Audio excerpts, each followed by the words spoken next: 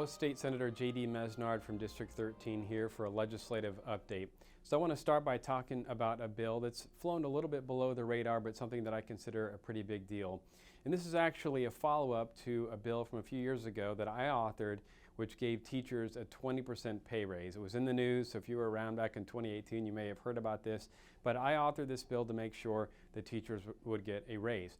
However, a lot of people don't realize that the state doesn't actually budget that money. That's entirely left up to legislative districts once we appropriate the money. So to make sure that the money we were wanting to have get into the wallets of our educators was actually getting there, we wanted to put some pressure on districts to make sure that's where they were budgeting the money. And we did that by including in the law a requirement that they post average teacher pay on their home pages in a prominent way.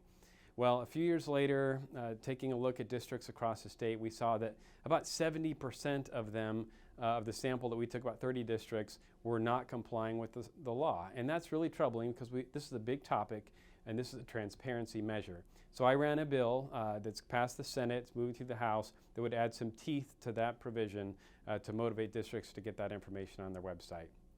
Another bill I co-sponsored that also has passed the Senate and is moving through the House is one about home-based businesses. I co-sponsored this. The primary sponsor is Senator Steve Kaiser.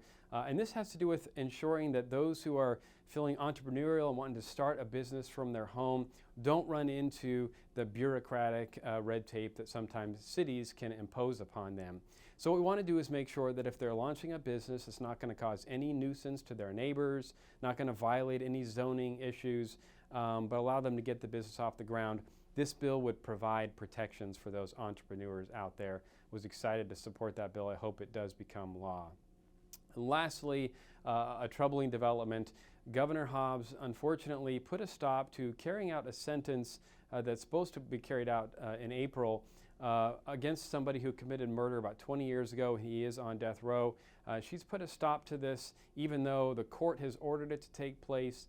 The victim's sister has petitioned that the execution move forward, and we have laws in place that would see this through. So she's really thumbing her nose at the legislature and the court system, which is a violation of the separation of powers, in addition to a violation of victims' rights, which is in our Arizona Constitution, a long list of rights there that victims have, and she's seeming to thumb her nose at these. I'm really troubled because in addition to violating victims' rights, really we're delaying justice from being served. So I'm hoping that this resolves itself soon. Troubled that she's taken the side of those who really are violent in our society. But we'll see how that plays out, and hopefully justice will be served soon. Thank you, and that's all for this week.